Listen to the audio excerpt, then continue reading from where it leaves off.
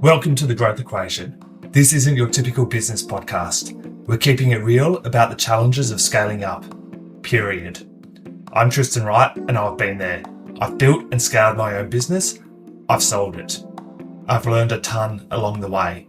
Now I'm bringing you the no BS stories of founders who are in the trenches right now, navigating that messy middle.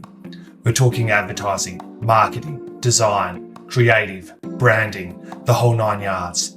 Doesn't matter if you're a solopreneur or running a team of 100. Everyone's got a secret sauce, that thing that makes them different, better. We're going to uncover it. So grab a coffee and let's get real.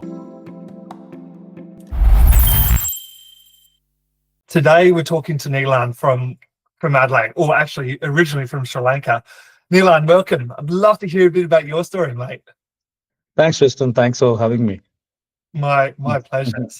So we were talking about, just before we started recording, about part of your journey where you were previously working at Intel and you effectively set up a business in Sri Lanka and came across here. So I'd love to hear a bit about that. Yeah, absolutely. After my graduation, I worked in Intel as a senior engineer, and then I went to the product side of things, like agile development, product management. And then I started a business with my business partner in Sri Lanka.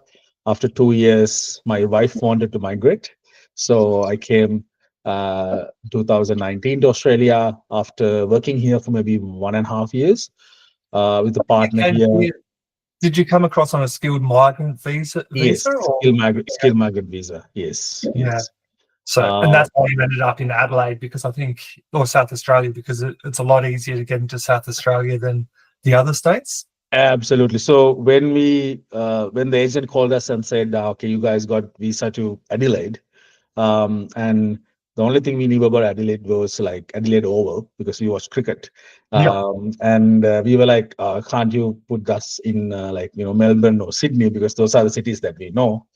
And then she was like, "Just go into the country, and then you can decide." And after being here 2 years for a visa, we never wanted to leave. Like, this is a fantastic place. Adelaide is small. There's opportunities and it's beautiful. The food is great. So yeah, so basically that's why we came here. But now, yeah, we love it here. Yeah. And then it's a bit of a hidden gem. Like, a lot of Australians don't go to South Australia, but when they do go there, they love it. Yeah, absolutely. It's very short distance drive to everywhere, and it's beautiful wineries, and yeah, absolutely great. Yeah, and then I met my business partner here, and we started two businesses. One is an IT consulting firm called Firehouse Technology, and the other one was a marketing technology startup called Mota AI, which is now, I own a small portion of it now, and we do the development, but now it's run as a separate business. It's valued at, I think, $14 million now. And it's the clients are mainly in Sydney and Melbourne, but there's a team here that's running it now. For me now, my focus is what Firehouse Technology as the IT consulting business did for the last 4 years is to make sure that Mota had that growth and the building the product and everything. Now we are trying to build Firehouse Technology as a separate brand to have its own clients and do IT consulting, especially focused on the safe AI side of things. That's my story in very short. I'm really interested. You came to, before we get into the business side of things, I want to talk a bit about the personal side. Like, you came to Australia just before COVID, maybe 6 months, 12 months before COVID. Yeah, 13 months, yes. Yeah.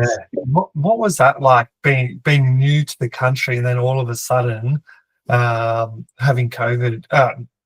You didn't have the lockdowns that we had in Victoria, but there would have been a lot of restrictions placed on you. I think South Australia was pretty like, so one thing was like when we came here, we both, myself and my wife, got jobs after 2-3 months. And after that, then we had time to like do those jobs, so like maybe 10 months. So I think this is the common experience for most of the, I guess, at least from the people from Sri Lanka. So when you come here and you go to the office and you don't understand the accent, right? And so I remember we do the morning daily, we call it daily scrums or the morning meetings. People standing there and like telling jokes and laughing, and you don't understand it, like, and then you just laugh and they laugh. But after like maybe 6 months, you get actually used to the accent, the culture, and how Australians work. And we were fortunate because we had that experience.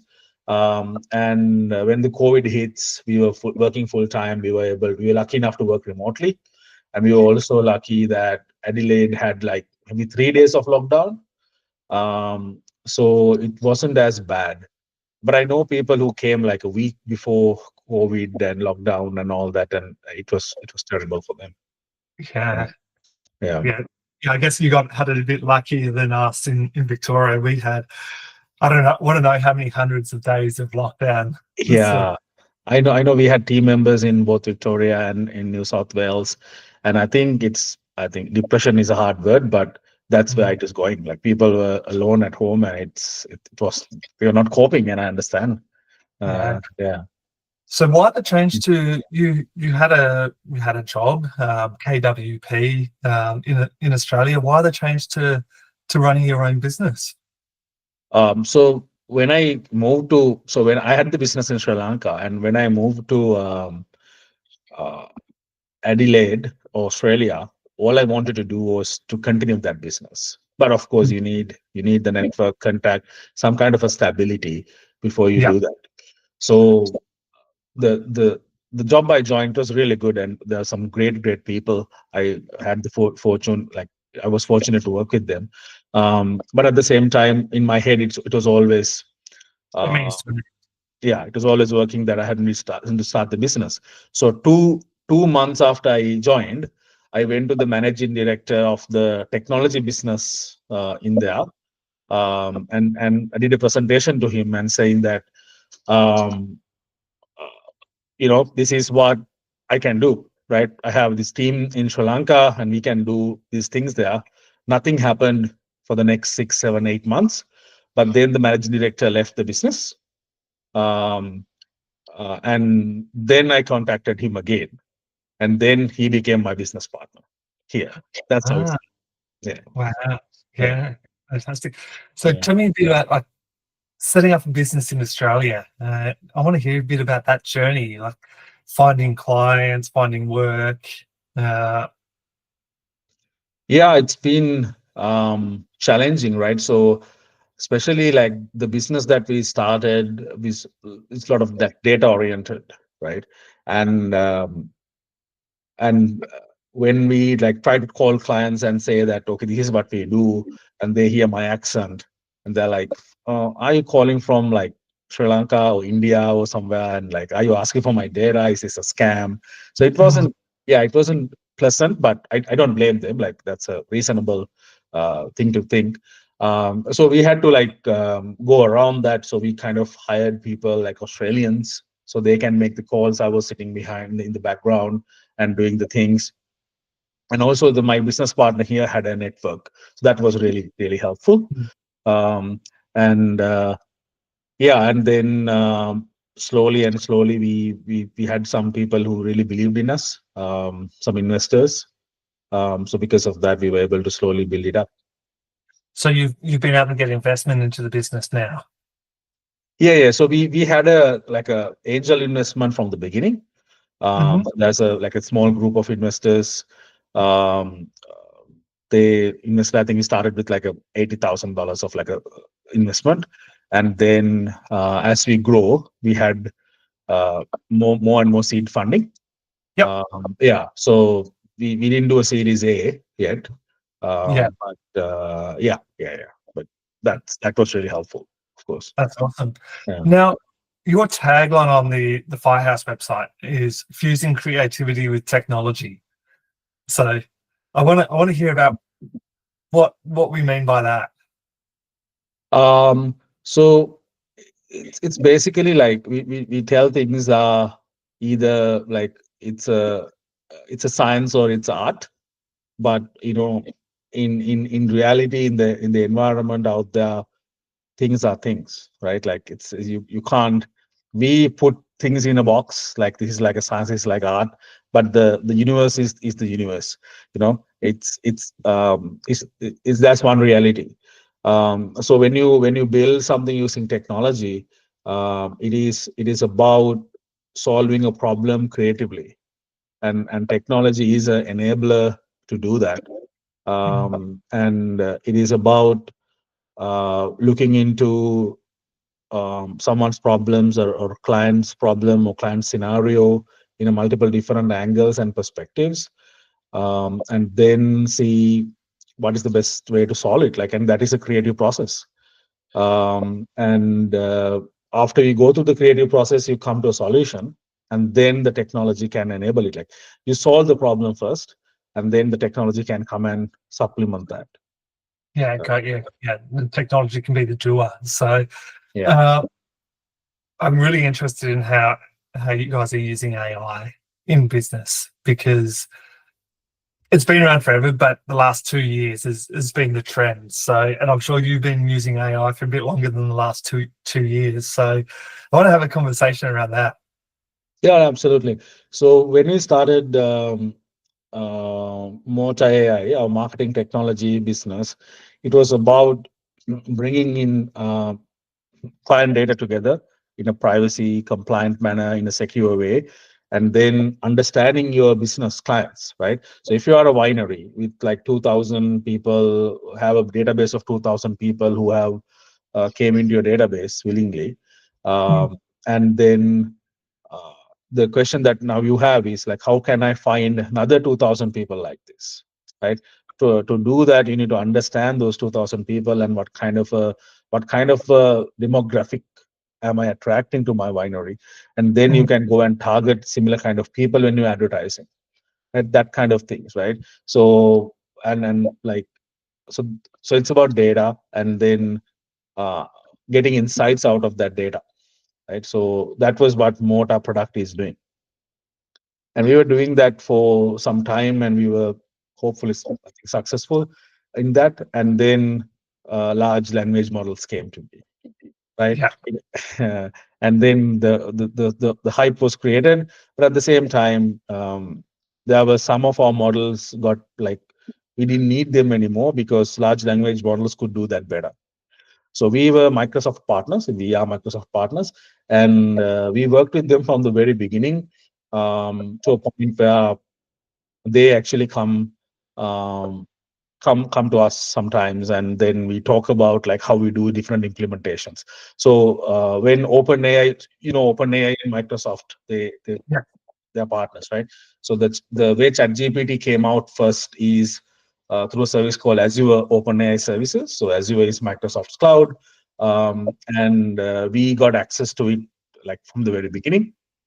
So we were doing some experimentations, and we were trying some different things on how we can improve our product and add more value using these large language models.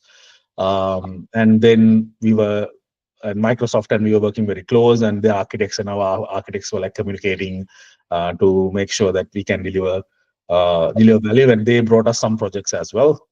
Um, uh, yeah, so then I am like looking into this AI, and now everyone is talking about artificial general intelligence. And when is that gonna come? That AI that's gonna be smarter like humans, to a level of human. And then all like NVIDIA CEO and OpenAI CEO saying that it is coming in the next few years.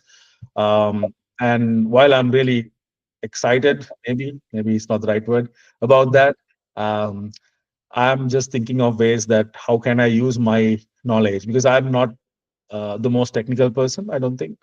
I was engineer, but now I'm most in the product side. But with my current understanding of the tech, how can we do something about, as a general public, how can we do something about um, we going to this AGI level without a backup plan, you know? And because as humans, our brain is limited, right? It's in our skull, and we can't expand it, at least with the current technology. But For artificial general intelligence, every computer in the world is their brain. So they have unlimited brain capacity, and so they can do things that we can't do. And after a level of like when we have AGI for some time, then we're talking about artificial super intelligence, intelligence that is smarter than the collective humanity, right? So when you come to that level, I think as Elon Musk said, our best case scenario is we are going to be house cats, right?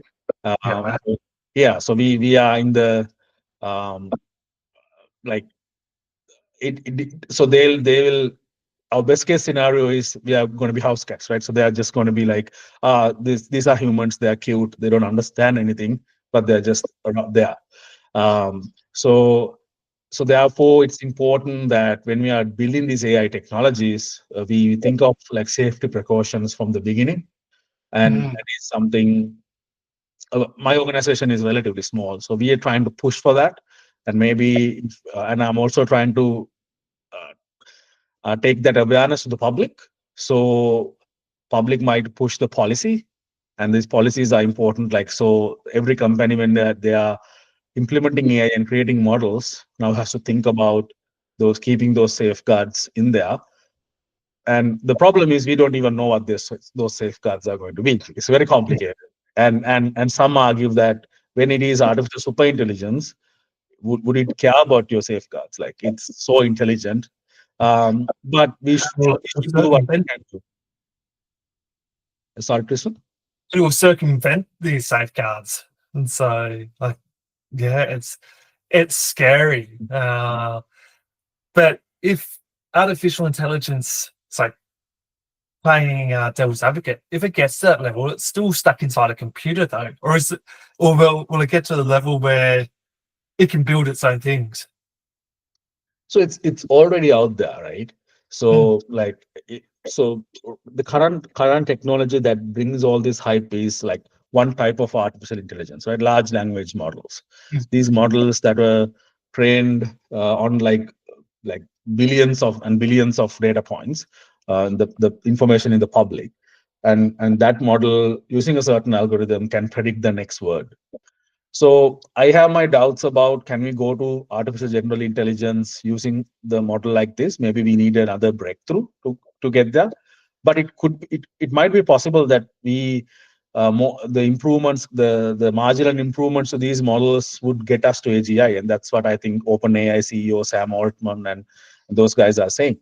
And now they are planning. Now everyone is planning. Have you heard the term like AI agents? yeah, totally. Right? Yeah, So everyone is. I personally believe it's more of a marketing term than something that's going to be really useful. I think it's those are services that has these LLMs attached to it, and what they are going to do is you are going to have millions of these agents that are talking to each other, and then there is this AI sitting in there. Like, so that's already out. Let's say one of these AI models get to that AGI level and can, I guess, think for themselves in some way, or have a objective. There is a thing called AI alignment problem. Maybe mm, let's not get there. So they have a different objective than what we have, but they already have access to everything. The moment you connect it to internet, it already is out there. So there is no off switch. There is no, mm, not, it's not in a computer. It's everywhere. And yeah, and even if you take about like large language model of OpenAI, that's just one large language model. After they did it, there's now hundreds of them out there, a lot of them open source. And there are very small ones you can run on your personal computer. So it's everywhere. So if it goes to that level, we can't stop it. yeah. Think small business, small medium business. Mm. What if they're not using AI? What's your take on it? Do businesses need to be focusing, like especially in service-based businesses, B2B service type Yeah. businesses? I think that's absolutely yes. I think that's this cliche statement going everywhere. Like AI won't put you out of business, but person using AI will put you out of business. Um, but I kind of agree with it, at least in the short term. Long term, you never know what's going to happen. The short Mm, term, people who use AI has definitely advantage. Um, So AI soon going to be, I think, is going to be a commodity like electricity, right? Mm, So no business comes to the front and say we are electricity company. We use electricity in these areas. It's a moronic statement because every electricity is a given. So mm, AI is going to be the same. From like one point, everyone already use AI. Like if you use Google Meet or Microsoft Teams or Facebook, anything that you use, any software, most of the softwares already have AI. And so you already use AI. And the other side of things, like then if you use tools like Claude or ChatGPT, I think that's where you directly have access to that chatbot, those LLMs. Um, and and then there is a whole startup ecosystem now building because there's a lot of venture capital money going in for these AI startups. Uh, mm, so there are a lot of products coming in, and if you are a small business, and if you're not trying to see like what problems are these guys solving, and not implementing them, I think you will be behind because like as an example, like simple one, um, a chatbot in your website, a client comes ask a question, and if it is 12 midnight in your country's time and nobody is answering it, but a competitor's business has a chatbot who's going to reply and get the contact information, they definitely has the advantage, right? But I think the thing is that you shouldn't try to use AI because you want to use AI because everyone talks about AI.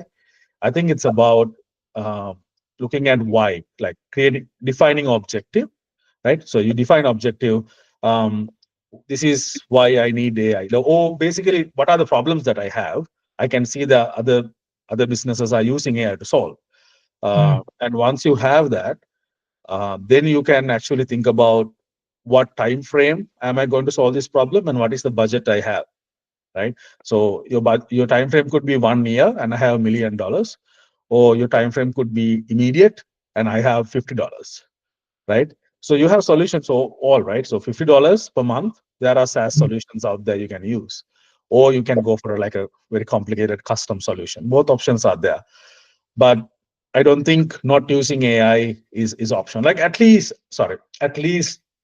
if you're not summarizing your emails or fact, like if you are creating a report, not generating the executive summary, the first draft of the executive summary using that, why not? Like, Yeah, don't stand by stupid principles. Just use the tool.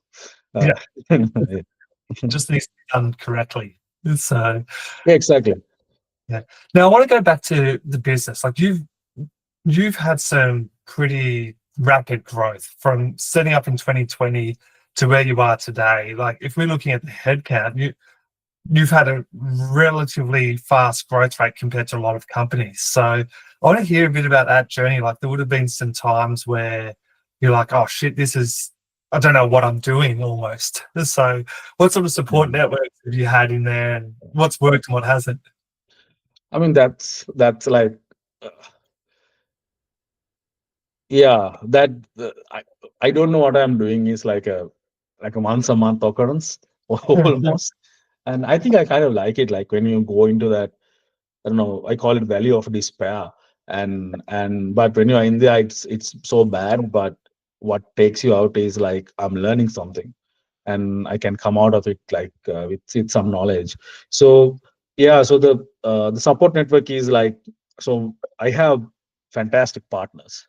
So my partner in Sri Lanka, he take care of those like the developers, and so make sure there's a lot of admin work and all that. So he do a lot of that, and he's a fantastic engineer as well. And my partner here is a great businessman. He's a great salesperson. So that helps.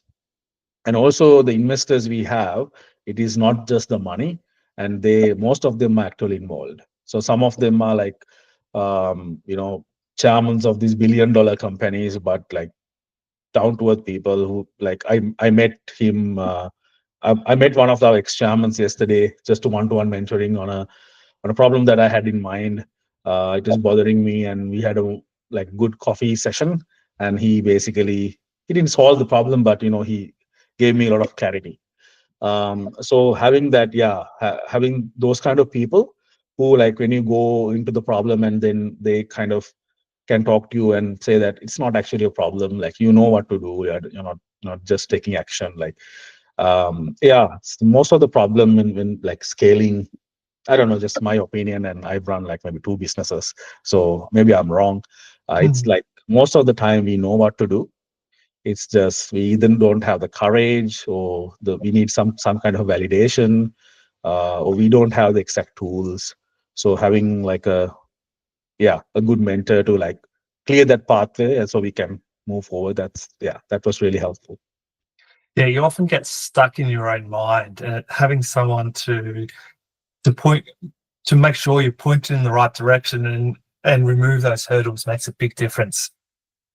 Yeah, no, absolutely, absolutely. It's just, I mean, just having someone to call and someone who understand those problems, because um, not everyone in your immediate like friend group or your family understand the problems, and Mm. maybe they do, and but it's a long explanation on like giving all the context and everything.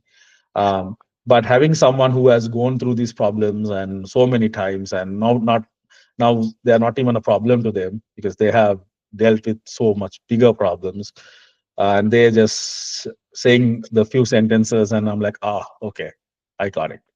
That's amazingly helpful.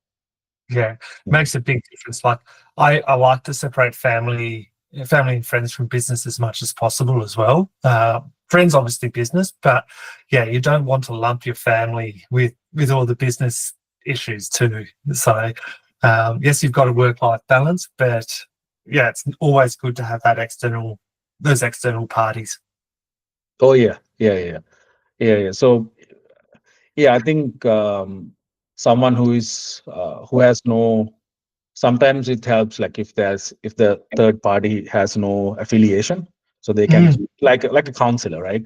So they have Yeah, no skin in the game, so they can give some objective truth. Yeah. yeah, yeah. No emotional Mm. investment. Yes. Their only investment is to see you win. So Yeah. yeah, so that they're Absolutely. not.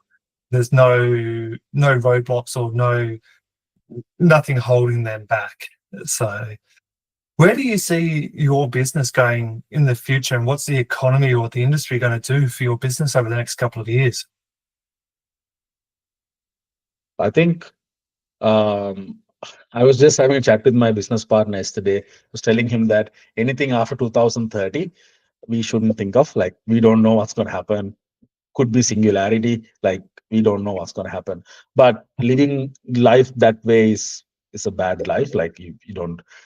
So basically, if you think like this AI progress is marginally improving, not going to explode, because if it explodes, we don't know what's going to happen.